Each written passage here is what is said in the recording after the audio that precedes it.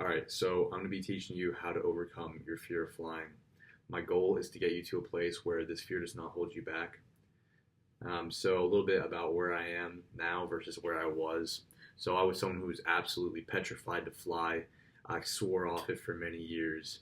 And a little more backstory actually. So I kind of grew up just like the whole idea of flights I did not like. The whole idea of like getting in the plane was just kind of scary to me. But I did it for like three flights and I got through it when it was whatever. Around like the third flight, I had a really bad flight where, it was pretty much like worst case scenario. Like the plane was getting struck by lightning, the lights were flickering on and off, the plane was like going dropping so fast, and like people on the plane were literally screaming, and I was just a little kid. Um, and I probably shouldn't be telling you this whenever I'm telling a story about like, oh, you shouldn't be afraid to fly, but there's actually a caveat to that story. It's like, well, I'm still here to tell the story, and since then I've been on many flights. But after that flight, I swore off flying for a long time. But I realized I was not living the life that I wanted to live, and this was holding me back.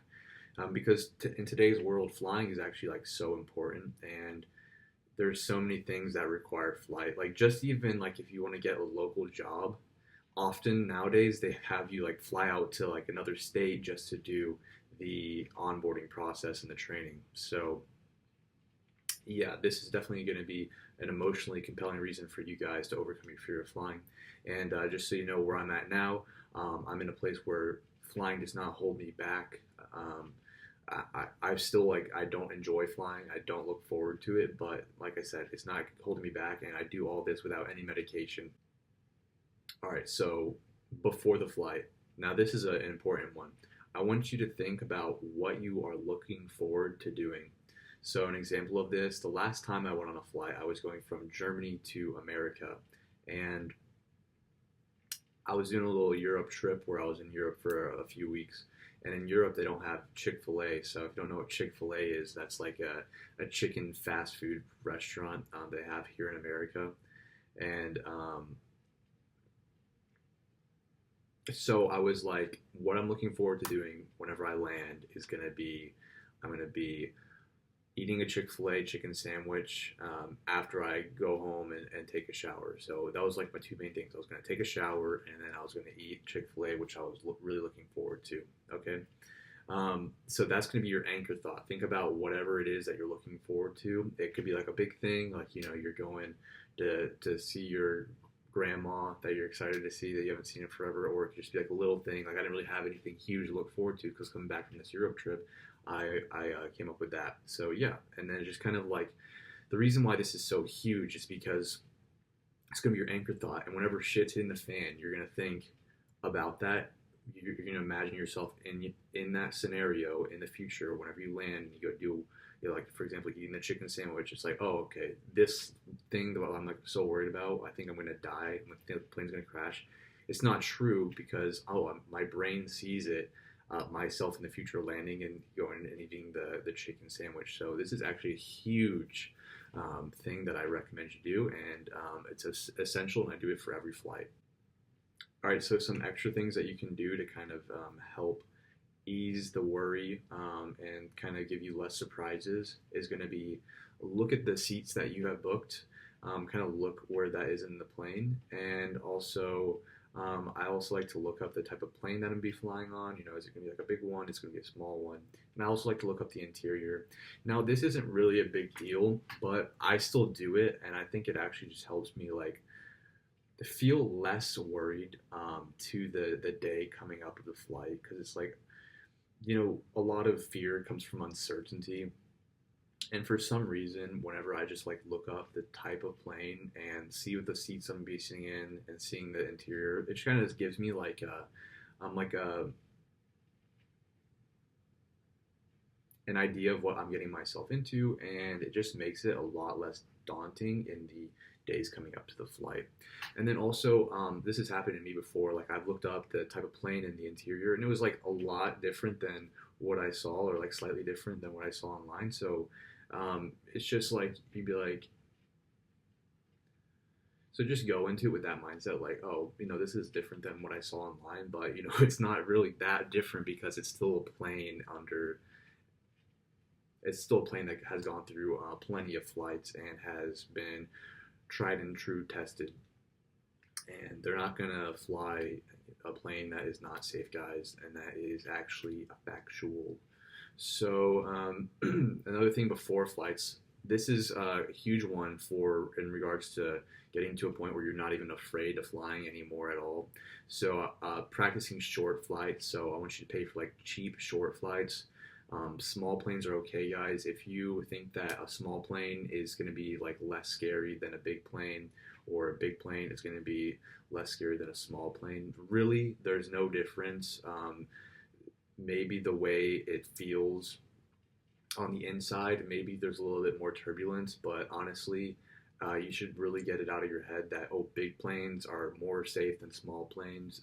Really, that only is true in regards to the really, really small planes where there's like only two passengers, or like a pilot and a passenger.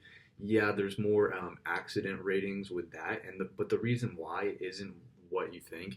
It's actually just because people are flying.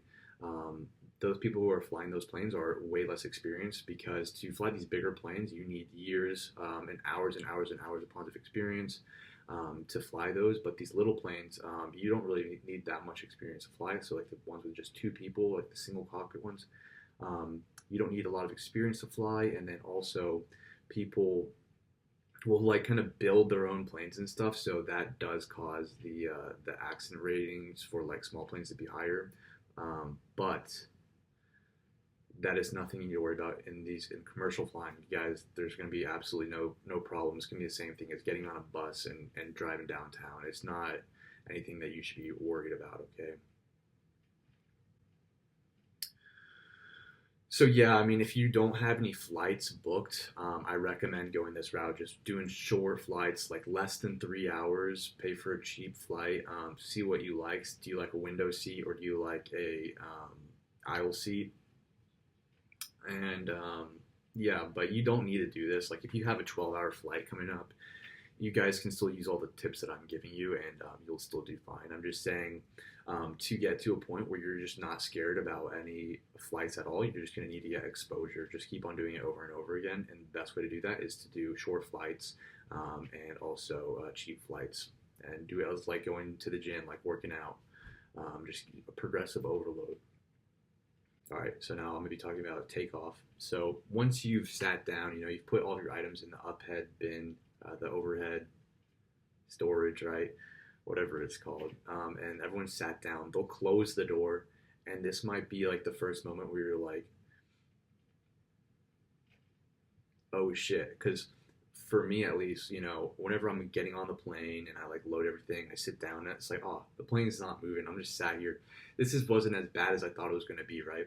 But then they close the door, and then that's like, "Oh shit!" Like, I've lost control at this point. It's like there's nothing I can do other than just relax.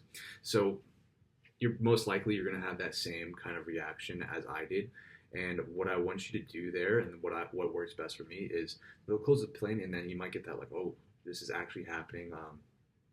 What I want you to think is, oh, I can't get to whatever destination I'm going to. So, for example, for me, it was America. I can't get to America without them closing the door, and I can't, go and eat my Chick-fil-A sandwich without them closing the door. And this is going to be so huge, and it's going to be pretty much the whole entire thought process that you're going to be using, and it's going to be the biggest needle mover in regards to making it so that you're not afraid to fly, or at least allowing you to get through it. All right. So another thing that I want to talk about is whenever the plane kind of the doors close and now you're about to take off.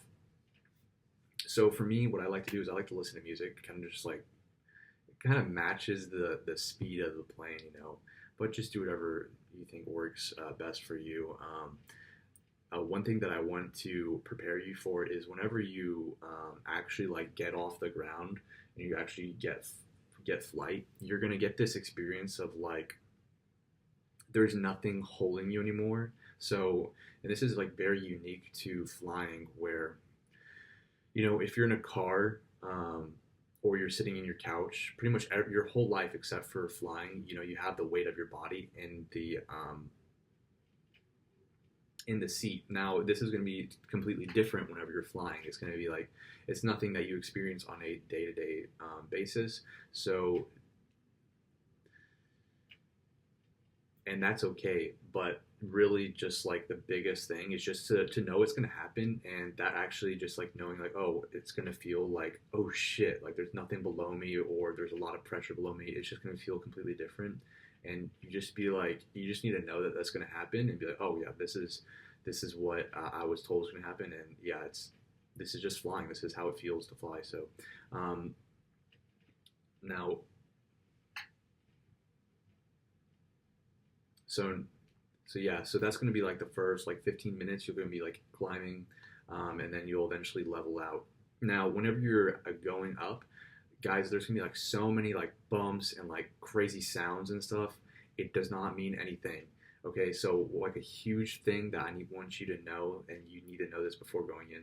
So the airplane has landing gear, and that's gonna close and open. So that's the wheels coming in and out. So whenever you fly, probably after like a few minutes, like 5 minutes or something like that, they bring in the landing gear.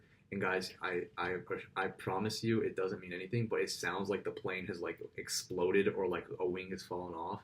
But it's just completely normal, and it's just the landing gear coming in and out. So yeah, you will hear that, and just whenever, and it's gonna freak you out, even though you know that this is gonna happen. It's still gonna, oh, but I promise you, that's what's happening. And so, whenever you get that little adrenaline spike from it, you should be like, oh yeah, I can't get to whatever I'm looking forward to without the landing gear going in.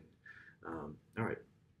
So yeah, that's gonna be takeoff. Eventually, the plane is gonna level out, and this was also something that was kind of trippy for me. Is planes when they fly straight. So whenever you're doing like the majority of the flying, which is like you're at altitude and you're flying in a straight line, they actually don't fly at like completely level. So there might be like a slight, like a 5 degree pitch or something, and um, they do that because they need to get like lift. Also, they might be going down. Like they just change elevation all the time just to kind of do different, so like avoid turbulence and stuff. So for me, like actually understanding this was a huge game changer because for some reason, whenever I was like seeing like the plane was not completely flat, I just felt like something was wrong. But now that I know that, oh, this is how it's supposed to, and you need to do this to fly, it's like, oh, it makes sense, and it just relieved me of that worry. So now we need to talk about what you like to do during the flight. Now, if you haven't flown a lot, you won't really know precisely what you like and what makes you feel better and what makes you feel worse. I'll just tell you what I like to do, and this might be completely different from you, but I'll just give you some ideas. So I like to listen to music, and I also like to look out the window. And the reason I like to look out the window is because for me, it gives me perspective, and I can see like where I am in regards to the ground. So like I realize like all these bumps, like the turbulence that I'm worried about, it's not actually doing anything because if you look out the window and there's like bad turbulence, you still don't move at all. It's just it feels like really crazy, but it's not a big deal. But maybe you don't like heights at all, and you just want to like be in an aisle seat and be far away from the window. That works too for some people. For me, I'm definitely a window kind of guy. And maybe you like to look out the window, or maybe you like to have the window closed and watch a movie. Um, Another thing you can do is be like, oh, okay, so this flight's going to be 8 hours long. That's going to be 4 movies long, and so you can have like 4 movies that you're looking forward to watch, and you can do that, and it'll be like, oh, by the time I watch this movie, I'm done with the flight. So also, I just want to talk about turbulence is not dangerous. I'm sure you guys already know this, but whenever you go through turbulence, it does not mean anything. It's going to be the same exact thing as just going on a car ride, right? Whenever you're in a car ride, a lot of you are not afraid of cars. You drive every day. You will feel like the bumps in the road and stuff, right? And it's not like, oh shit, I'm going to crash the car because I'm getting a little bumpy and the bumpiness in the road. It's the same exact thing with flying. Okay. Whenever there is going to be rough turbulence, you just say, okay, I can't get to my place that I want to go to without getting through this turbulence. You know. Now, so what about whenever you can't control your thoughts? Like it's turbulence is getting so bumpy and like you're like, oh shit, I'm losing it. This is too much. This is gonna be a big one, guys. You go, so you have your anchor thought, right? And you go 5, 4, 3, 2, 1, and then you instantly start thinking of your anchor thought. So an example of whenever I use this is going to be whenever I was flying from Italy to France. No, France to Italy, and there was this like passenger who was yelling at the flight attendant, and I don't even know what they were yelling about, but because they were speaking in a different language. But the way I kind of, and it was bugging me out, but the way I kind of dealt with it is I go 5, 4, 3, 2, 1, and then I think about my anchor thought. So whatever I was looking forward to, and then be like, yeah, I can't get to the destination I'm trying to go to without kind of worrying about the flight attendant getting yelled at or whatever. So, and then another mindset shift that I want you to have is to see this as exposure therapy. And what exposure therapy is essentially basically doing gym workouts, like working out, progressive overload for your anxiety. So just gradually exposing yourself to these moments. And whenever something like this happens, like for example, like that person was bugging me out, I need to see it as, instead of being like, oh, this is a problem that is going to cause something. Instead, I see it as this is a problem and a blessing that I get to now work on how I react to these situations.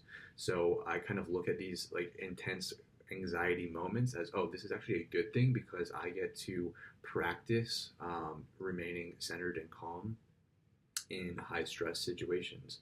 And so you kind of just look at it as like an obstacle that you have to overcome, and you're going to feel better once you overcome. So that's actually a huge mindset shift. I don't even have that listed on my little PowerPoint here, but that's actually like a really big one. So definitely use that. And then so during the flight, like I said earlier, like you can watch a movie, look out the window, figure out what you like. Talk to people. Like if you're with someone, you can talk to them, or you can talk to the person next to you. Like there's so much benefit in just like talking and like having something to focus on. Humans are actually like social creatures, so you actually will notice you feel better whenever you start talking, because once you get into like a good conversation, you will stop thinking about your breath and everything, and you'll just kind of be in the moment, and you won't really be worrying about other stuff. So you'll have something to focus on. So that's just like another pointer that maybe you can do. Also, look at the flight attendants, and if you're scared, like if you feel a lot of turbulence going on, just look at the flight attendants. Like often they're like walking around, or also even sometimes there is moments where the turbulence will be like too rough, so they'll put the seatbelt signs on, and the flight attendants will have to go and sit down. But even still, like sometimes, even though they're supposed to be sat down, they'll still get up and walk around, because really the turbulence is not that big of a deal. But even whenever the turbulence is a big deal and their seat buckled in, just look at their face. Like they don't look nervous at all. It's because they've done this so many times, and it is a normal part of flying. So yeah, like I said earlier, it's just like being in a car or a bus. The bumps in the road are the same thing as turbulence. So also I want you to hydrate and eat food. The altitude is going to dehydrate you, which can make you feel worse. And then also you need to eat food. Having a full stomach can really help with your anxiety. Make sure you're not drinking like caffeine, or if you want to drink alcohol, you can. But I'm giving, and that definitely will help. But I'm talking to people who want to do this without medication. So yeah. Hydrate and eat food. Having a full stomach definitely will help you feel more relaxed, and also kind of give you some sensations to focus on. So I know for me, it's like a good thing I like to do if it's like a long flight, is like watch a movie and then like focus on the taste of the food, and then you notice you'll feel like a lot better during and after.